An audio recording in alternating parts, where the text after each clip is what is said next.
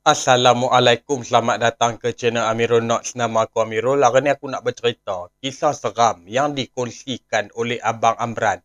Abang Amran ni berasal daripada Kedah. Kejadian ni berlaku pada awal tahun 2005. Kisah ni bukanlah berlaku di atas diri Abang Amran. Akan tetapi, kisah ni berlaku kepada orang kampung Abang Amran. Setiap perkongsian ada mistiknya.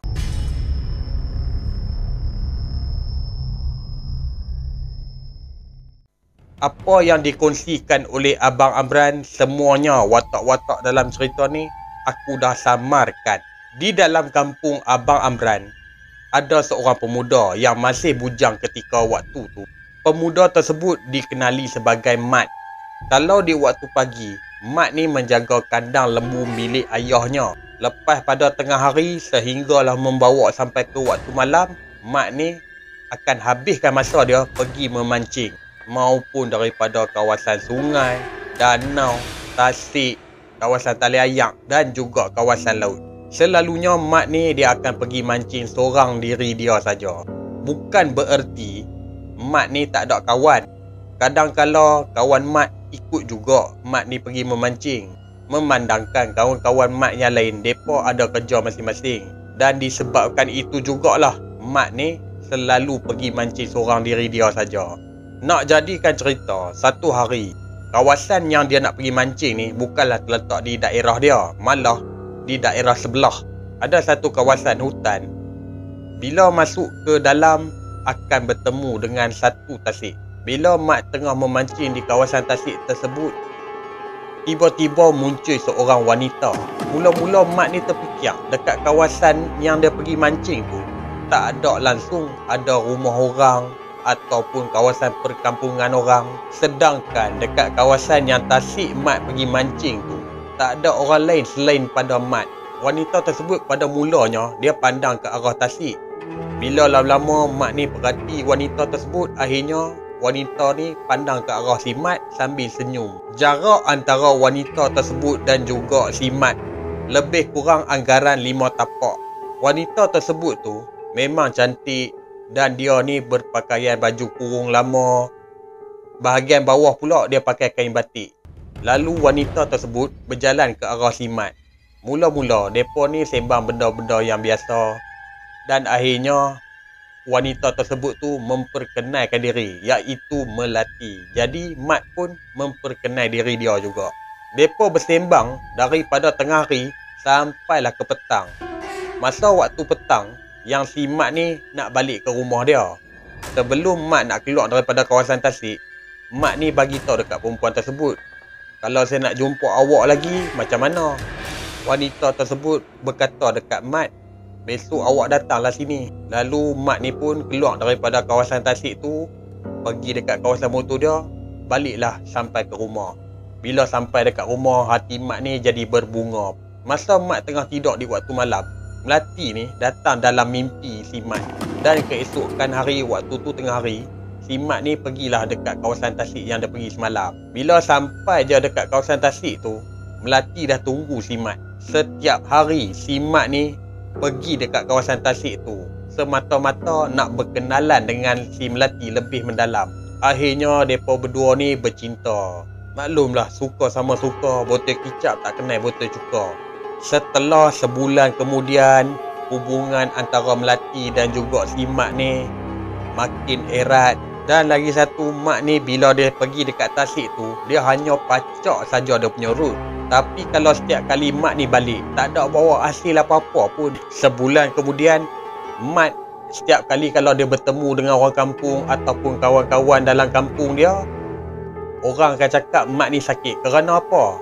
Pipi Mat ni dah cengkung, badan dia ni dah jadi kurus kering, hanya tinggal kulit beserta tulang saja. Orang kampung dan juga kawan-kawan kepada si Mat ni tanya dekat Mat, hang ni sihat ke tak Mat? Lalu Mat ni pun dia akan jawab balik setiap kali kalau orang tanya, aku sihat je, aku tak ada masalah. Awak hampa tengok aku macam mana? Orang kampung ataupun kawan-kawan kepada si Mat akan berkata, hang ni macam tak cukup makan je. Lalu Mat ni pun akan jawab balik, aku sihat je, aku tak ada masalah, aku okey je, aku pun makin ceria sebab aku berjumpa dengan seseorang Dan semenjak Mat ni berkenalan dengan si Melati, hari-hari Mat ni akan mengigau. Sampai satu hari, Mat ni bercakap seorang-seorang di dalam bilik dia. Kerana ayah kepada si Mat ni dengar daripada luar bilik si Mat. Seolah-olah Mat ni macam bercakap dengan seseorang. Bila ayah kepada si Mat ni masuk ke dalam bilik, tengok-tengok tak ada siapa-siapa pun. Jadi ayah kepada si Mat ni tanya dekat si Mat, "Ni Mat, hang ni sembang dengan siapa? Tadi ayah dengar daripada luar bilik hang ni." Mat ni dengan selamba dia menjawab, "Ada ni ayah ni, Melati ayah tak nampak ke? Ni tepi cek ni." Ayah cakap balik dekat si Mat, "Mana ada siapa-siapa sebelah hang? Aku tengok hang seorang je." Ayah tanya lagi, "Melati tu siapa dia?" Lepas tu dengan selamba juga yang si Mat ni jawab, "Melati tu kira kekasih si Mat. Ada di tepi Mat ni ayah." Bila ayah si Mat dengar apa yang diterangkan oleh si Mat, bulu roma ayah dia ni terus terpacak. Apa yang dilihat oleh Mat, sedangkan ayah kepada si Mat tak nampak siapa-siapa pun di sebelah Mat. Selang beberapa hari kemudian, ayah kepada si Mat ni, waktu tu dia masih lagi ada di dalam masjid dekat kampung depa. Ayah ni cubalah tanya dengan orang veteran kampung. Veteran kampung ni dikenali sebagai Pak Din.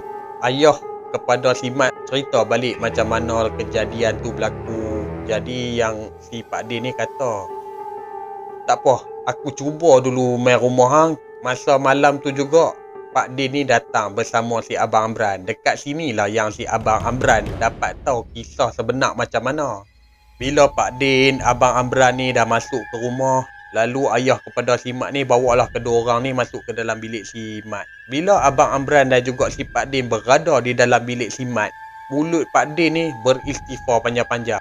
Lalu Pak Din ni pun berkata dekat si Mat, "Mat, macam ni. Lah ni boleh tak aku nak bersembang dengan hang dekat ruang tamu?" Lalu Mat ni pun bangun daripada katil dia, duduklah dekat ruang tamu. Masa tu kira Pak Din ni dengan si Mat dan juga si Abang Amran dan juga ayah kepada si Mat berada di tengah ruang tamu. Jadi Pak Din ni bertanya dekat si Mat, "Mat, hang tadi dekat bilik tu hang sembang dengan siapa?" Mat ni dia jawab dengan selamba, "Tu kekasih saya tu Pak Din, awaknya. Hang kenal dekat mana?" tanya si Pak Din. Macam yang si Mat ni dia cerita balik macam mana cara dia berkenalan dengan si Melati. Masa Mat dah habis cerita segala-galanya, akhirnya si Pak Din ni buka cerita. "Mat, andai katalah kalau si Melati tu bukan manusia, hang percaya tak?" Dekat situ si Mat dia mula naik angin tiba-tiba. "Apa Pak Din duk kata marka saya lagu tu?" Pak Din ni cuba tenangkan si Mat. "Mat, kalau apa yang aku beritahu dekat hang ni, hang jangan pula ambil hati. Tapi hang nak baik ke? Hang nak lagi sakit macam lah ni? Hang tengok diri hang, Mat. Kurus kering dengan cengkung." Mat ni dia cuba protes. Dia nak kata yang dia tu betul. "Pak Din, saya sihat Pak Din. Saya ni lagi bertambah ceria, lagi bertambah bahagia sejak saya kenal si Melati ni." Pak Din ni pun cuba terang balik dekat si Mat.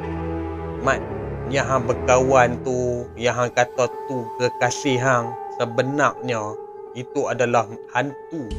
Tiba-tiba Mat ni dia jadi kerasukan bila lepas apa yang diceritakan oleh si Pak Din. Masa kerasukan itulah suara Mat ni berubah menjadi seorang perempuan. Masa itulah yang si Pak Din ni cuba berinteraksi dengan makhluk yang ada di dalam badan si Mat. "Kenapa hang ganggu budak ni?" tanya si Pak Din. Makhluk yang ada di dalam badan si Mat ni menjawab balik, "Dia sayang aku pun sayang dia. Tak ada siapa pun boleh pisahkan kami." Pak Din ni pun cuba keras dan lantangkan suara dia kepada makhluk yang ada di dalam badan si Mat. "Hampa berdua tak boleh bersatu kerana hampa berbeza alam. Mat ni manusia, makhluk jin. Mana boleh bersatu?" Dekat situlah antara Pak Din dan juga makhluk yang ada di dalam badan si Mat ni, mereka ni mulakan perdebatan yang besar. Lalu Pak Din ni minta ayak segelas dekat ayah kepada si Mat. Ayah kepada si Mat ni pun bawa keluar satu cawan ayak kosong. Pak Din ni pun bacalah jampi. Lalu ayak tersebut tu renjis dekat arah badan Mat. Bila terkena ayak renjisan tersebut, Mat ni mula rebah. Lalu Pak Din minta ayat 1 jam. Lepas Pak Din ni dah baca dekat ayat 1 jam tersebut tu, Pak Din ni pula buat pendinding di rumah si Mat. Dan Pak Din ni pun nasihat dekat orang tua kepada si Mat, jangan bagi Mat ni keluar pergi mana-mana selama seminggu. Ayat yang ada di dalam 1 jam tu, bagi Mat minum, sebelum dia nak minum ayat tersebut tu, wajib dia kena baca selawat. Dan dalam seminggu tu lah yang si Mat ni berpantang, dia tak keluar pergi mana-mana pun. Alhamdulillah, Mat ni pulih. Masa tu Mat ni pun dah sihat, dia pun dah kembali bermaya. Pak Din ni pun cuba beri nasihat kepada si Mat. Mat, jaga solat. Apa-apa sekalipun, nak pergi mengai sekalipun, solat tu tiang agama. Mat, bila kita tak solat, benda-benda macam ni lah yang duk ganggu kita. Tambah-tambah hang pergi mengai dekat kawasan pedalaman. Memang hang nampak perempuan tersebut tu rupa paras dia cantik. Itu semua tipu daya dia saja. Cuba hang suruh dia jadi bentuk yang asal dia. Kata Abang Amran, sampai hari ni dia masih lagi duk suka mengai. Cuma dia masih mengai pun di kawasan-kawasan dalam kampung dia saja. Okey, sampai di sini sajalah perkongsian untuk ni. Terima kasih telah menonton video ni. Kalau hampa nak share kisah seram hampa ataupun kisah misteri hampa boleh tekan di ruangan description aku ni. Ada link Instagram dan juga ada link WhatsApp. Dan jangan lupa tekan like. Hampa juga boleh komen sekiranya penyampaian aku ni ada kekurangan ke, ataupun hampa nak komen apa-apa pun boleh. InsyaAllah aku akan baca satu demi satu.